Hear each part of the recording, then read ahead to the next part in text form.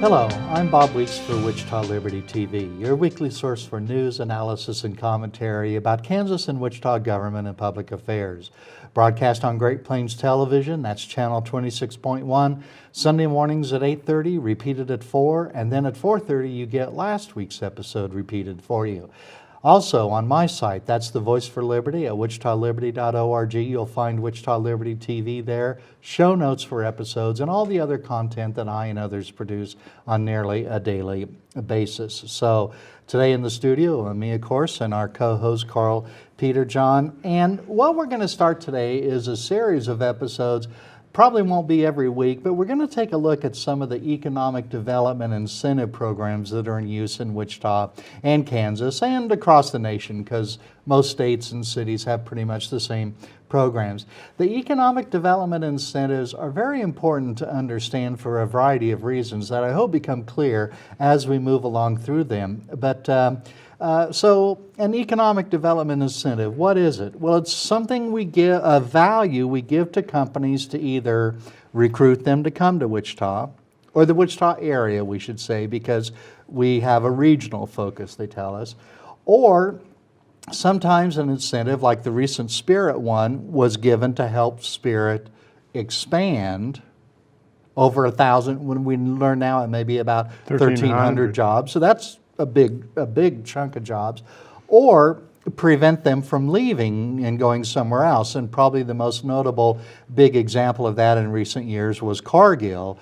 It was housed in kind of an older nondescript building in downtown Wichita.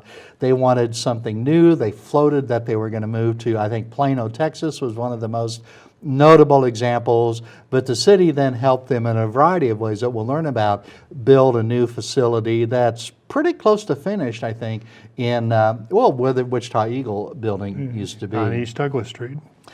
They may be in cash or other forms. It's the other forms that are really problematic because, as I write here, and I think you can see it maybe on the slide, often implemented via poorly understood programs which obfuscate the economics. Well, Carl, what does obfuscate mean? That's a big word, right? Well, if we can create some confusion, which is always a bad thing to do in TV, but sadly, it works very well sometimes in public policy, depending upon the intent of the people doing the obfuscating. Yeah, so I can spit that out. we do these programs, and instead of just passing out cash, because when you pass out cash, people understand that very easily, and they don't really like it. And I think the mayor and other people realize that, because the mayor for a long time has says, we're not going to use cash anymore. Now, whether that's truthful or whether he's lived up to that pledge, we'll learn. But they do other things, and in some cases, which are even more valuable than cash to the companies. But a lot of these are forgiving taxes that would otherwise have to be paid. And when you send someone a tax bill for $100,000, but then you say, no, you don't have to pay that, what's the difference from cash? Well, money is fungible, and that's one of those words that sometimes isn't clear in terms of meaning, but basically it's a fancy way of saying money can be shifted around, and it's not always necessarily visible, which happens in this area of subsidies. I always, when I was on the county commission, when the tax increment financing TIF districts came up, I always called them TIF subsidy districts, because if it really was such a good idea for this one specific area where they had a proposal, Bob, I'd say, well, let's make a much bigger area. Let's make the whole county a TIF district. And of course that negates the whole purpose of the program, but I was intending to try and stimulate the discussion. The problem that you've hinted on it indirectly, but you haven't touched it, is these programs, whether we're talking about TIFs, IRBs, or some of the others, that there's a long list, they've either been set up under state law through the legislature in Topeka, or federal law, and it's part of the federal IRS codes, Bob. Yeah. And that's making a big, there's a connection, there's a local connection, and then there's the state and federal connection in terms of setting these ground rules, which is why when you said almost every place around the country has these, it's because, well, under the federal tax law, I mean, it covers all 50 states. Yeah, and And, you know, states want to grow, cities want to grow. They believe that these incentives are the way to do it. So, for example, like the politicians and bureaucrats say, without incentives, we can't compete. We're not in the game unless we have incentives. Or they'll say, companies will leave to get incentives from other towns. That's the, you know, the sword that Cargill used, more or less. Or companies can't grow here without incentives. They use all those excuses all the time. We're going to try to figure out how much of that is really true, how much is just hype and other things. But we're going to hold off that discussion for a moment while we take our first commercial break today. We'll be back in just a moment.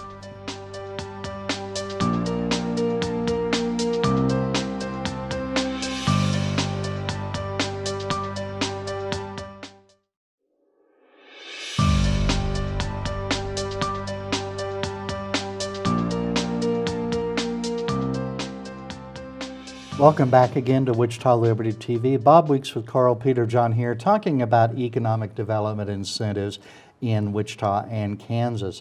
So, do we need to grow our economy? Well, absolutely. I mean, that's if you aren't making progress, you're stagnating, or even worse, falling backwards. And unfortunately, that's the Wichita story.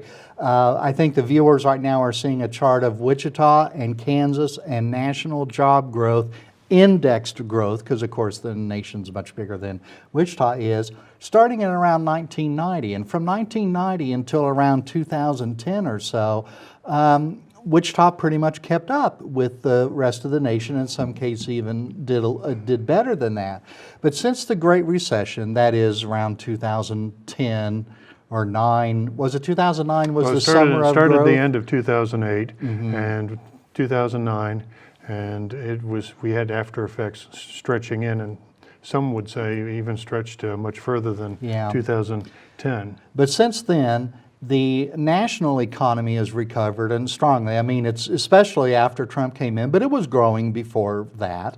And the Kansas economy has grown at a slower rate, but the Wichita economy has grown at a much slower rate, and in some years has even shrank, which is, you know, that's depression territory. Well, we've had problems with a lot of the commodity prices, whether it was in the ag area or energy. Kansas is a major oil and gas producer, as well as obviously all the corn, soybeans, wheat. Yeah, plus the aircraft industry. Well, the smaller aircraft industry's been hurt. The commercial aircraft, like Spirit building a lot of Boeing airliners, that's been going pretty well, but other aircraft hasn't been doing that well. Here's a chart of gross domestic product compared to the nation. You can see Wichita falling behind, and the second chart there is the manufacturing GDP in Wichita, and that has just really grown much more slowly and fallen down compared to the Wichita or the country. And then again, just this week, we had personal income figures released by the Bureau of Economic Analysis for the states, and for the calendar year 2017, Wichita metro area personal income grew by 2.3%. Well, that sounds pretty good, but compared to how's the rest of the country and the rest of the state and the state of Kansas doing? Well, I don't have the Kansas figures right in front of me, but the nation was 4.5%, almost twice the rate of growth, and of about 383 metropolitan areas in the country, Wichita clocked in at position 342. In other words, there weren't that many metro areas that did worse than we did. And that used to not be the case, Carl. We used to keep up and even grow personal income faster than the nation, partly because these manufacturing jobs are fairly high-paying jobs. That's true. But that's just not the case anymore. And the forecast from Wichita State University, the Center for Economic Development and Business Research, for 2019, it said they predict the area will add nearly 2,500 jobs next year. Sounds like a lot, right? Well, how big is the total workforce? Because that's a tiny fraction of Well, our current workforce, Bob. It's 0.8%. Oh, and so 0.8%? Yes, and that sounds pretty good, Well, it's better than it's shrinking, because Yes. we had that happen too Absolutely. earlier than this century. Right. So the forecast to grow at 0.8%, but nationally, jobs have been growing at 1.6%, in other words, twice that rate. And people might be saying, okay, well, what about Spirit? They just announced 1,300 jobs. Well, that forecast includes that. It includes the initial 1,000 jobs. These other 300 were a more recent development, but that forecast of very weak growth includes the forecaster's judgment of what the Spirit jobs will do. Well, and the risk is, are you better off? You've got a very undiversified. Over half your growth is from one employer, and aircraft has had a history of being very much like a roller coaster Very ride volatile. with a lot of volatility in terms of ups and downs on jobs. And so, at the moment, if we're in an upcycle, that's a positive. But unfortunately, the roller coaster goes both ways. And we've known this for decades. I mean, No, this is nothing new. Yeah, and our leaders always tell us, well, we have to diversify away from aircraft, which is a good thing, but still, so much of our economic development incentives is aimed at the big companies, which are, by and large, Spirit and Cessna, Beechcraft. Now, they've all kind of merged together, but those are our big companies that we put all of our... Well, and you mentioned Cargill. There are a relatively small number, but you have to look at, Bob, not Cargill's only- about 700 or something like that, I think. but they're not aircraft, and it's looking at the diversity within the types of positions that exist here, Bob. Because And Koch Industries, I think, is probably about our biggest non-aircraft employer, except for some government agencies, right? Yes, I was going to say that if you look at the largest employers, and you always have to keep this in mind. I mean, actually, interestingly enough, here in Sedgwick County, the Wichita Public Schools, depending on how you count a lot of their part-time employees or school bus drivers who are contract employees, Yeah. they're way up there in terms of the number of employees. And if you would add in the suburban school districts, which encroach into Wichita, many of them do, yeah, usually your school district is the biggest employer anywhere. They wouldn't say encroach. The city of Wichita is encroached on on those suburban school districts, and that gets into state policy and a whole different discussion. Exactly right. But yeah, and other government is, of course, always big employer, the state, the city, whatever it may be, county, and so forth. But Carl, we're at halftime for today, so give us a moment for a commercial break, and when we come back, we'll start finally talking about a specific economic development program.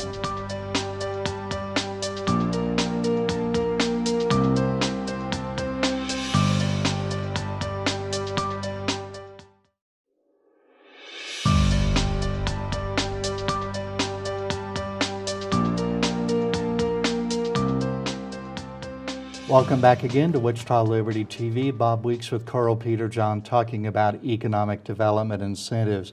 And when we start talking about individual incentive programs, always remember, is this incentive necessary to produce the desired result of recruiting, retaining, or expanding?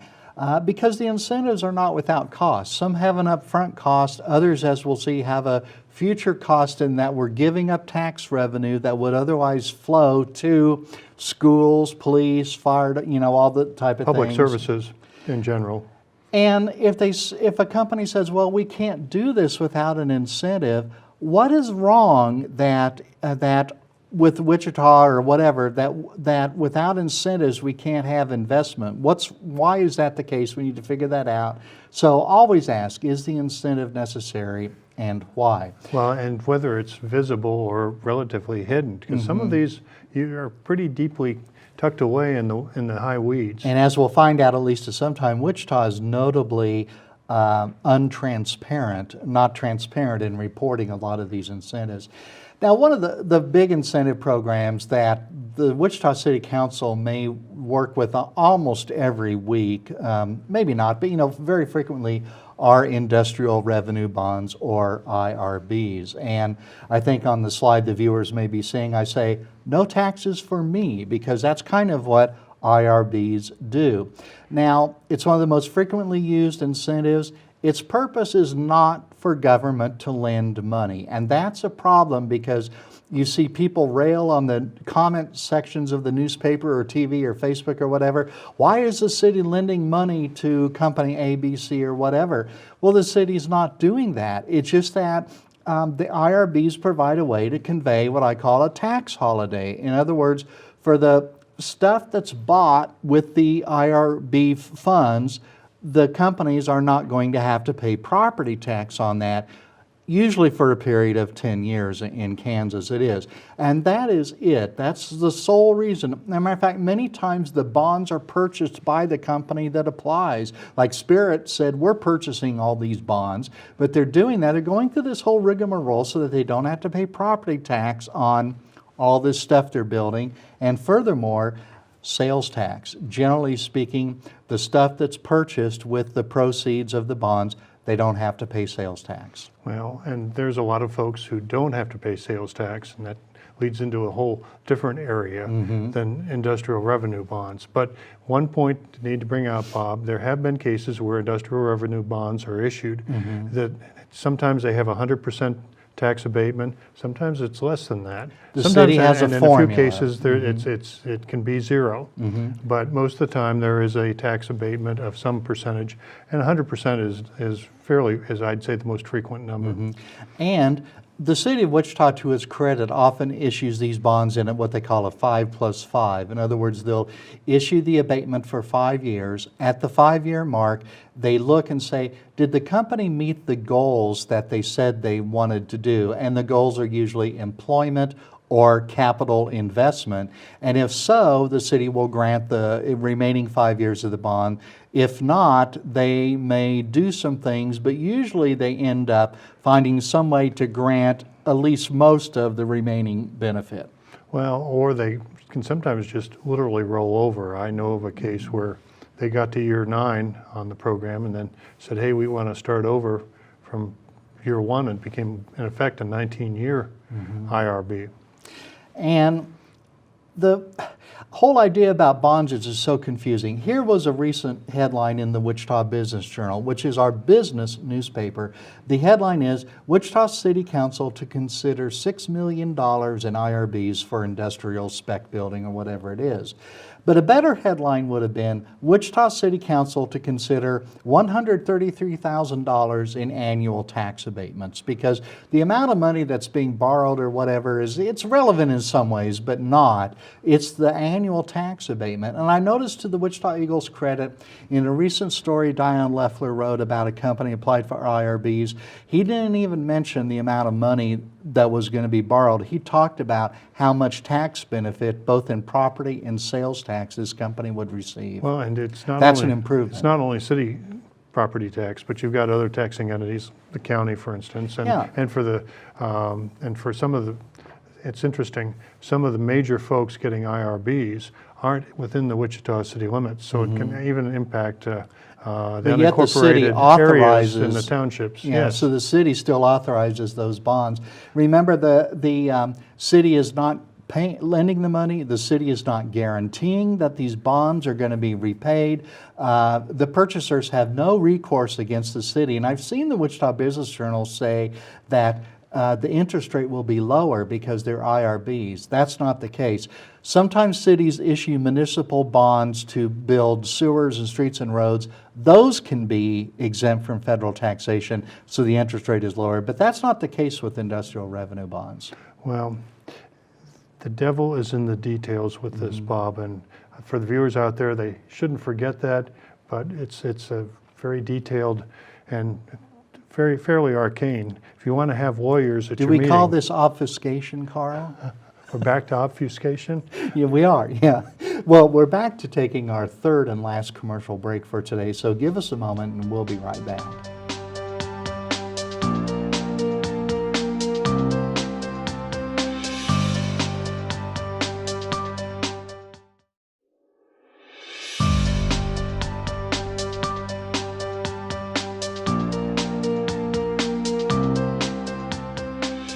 Well, welcome back again to your last segment of Wichita Liberty TV for today. Bob Weeks and Carl Peterjohn here.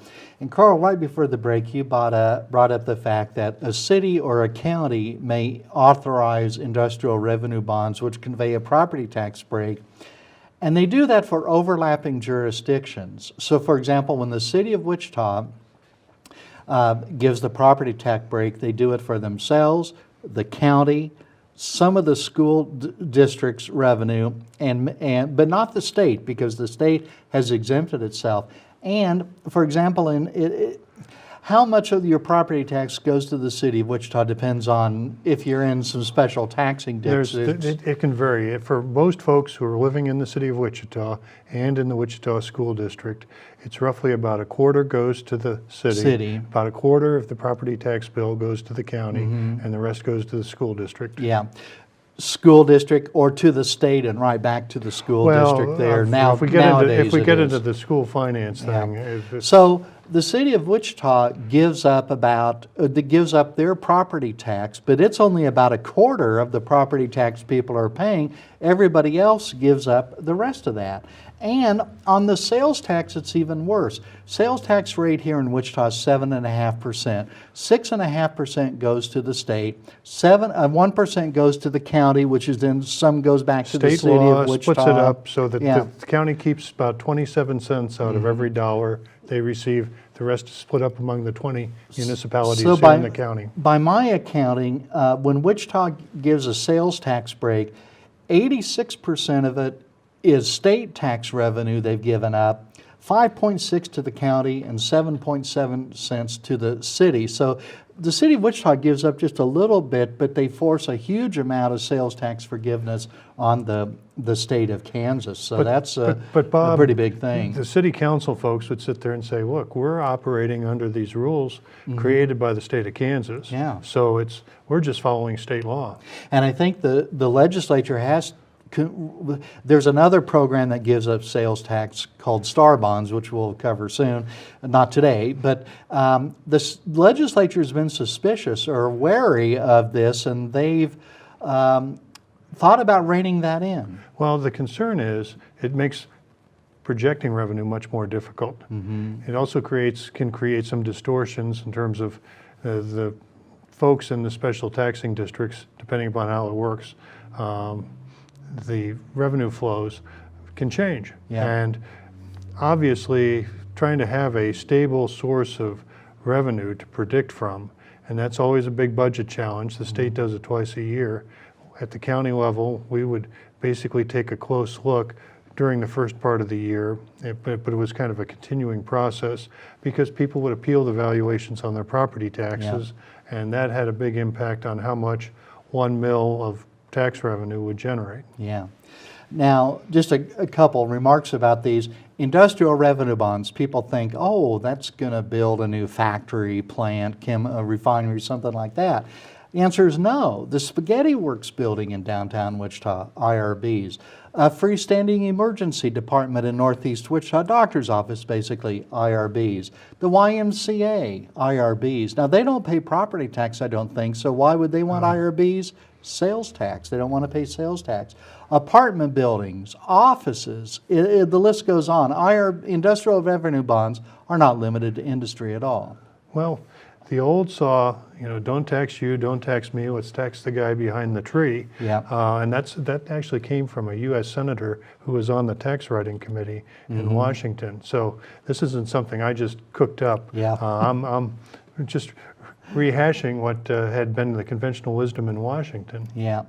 Now, remember IRBs, the city's not lending money, or the county's not lending money, they're just conveying tax breaks. Now, the city says, the mayor says, we no longer use cash incentives. But when you say you don't have to pay property tax for 10 years, you don't have to pay sales tax upon purchase, how's that different than having the people pay the sales tax and then rebating it right back to them? Well, it guarantees a long-term cash flow. The problem that exists is it creates a distortion between the companies that get these special benefits and everybody else who doesn't. And if it's a business, let's say like a regular commercial real estate development, they've got competitors who aren't going to have that benefit, and they're going to have to try and compete with this firm that's been able to get these special breaks. And it becomes a game of going down and trying to get the special breaks from the folks down at, whether it's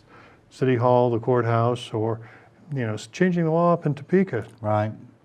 Well, as far as the claim of not using cash, I'm going to be a little more blunt, Carl. Either the people who say that, they're either lying, or they're just not informed about how these program works, or they're just obfuscating, and they may really not understand. I don't know, Carl. We've seen the mayor recently at city council meetings go to great lengths to explain that the city's not lending the money for these bonds. Well, that's just the first thing to learn about this program, and it's really one of the most inconsequential things about it. So, the mayor's got a communications staff. I don't know why he complains that information doesn't get out. This is a very big, some might view it as like an onion, and it takes a long while. There are a lot of layers to peel, or maybe more like peeling because we've just covered an apple. One program today. We've got about another 6 to go. Some of these are not as big and complex, but it's one tool in the toolbox. That's what they use, the word they use there. So, Carl,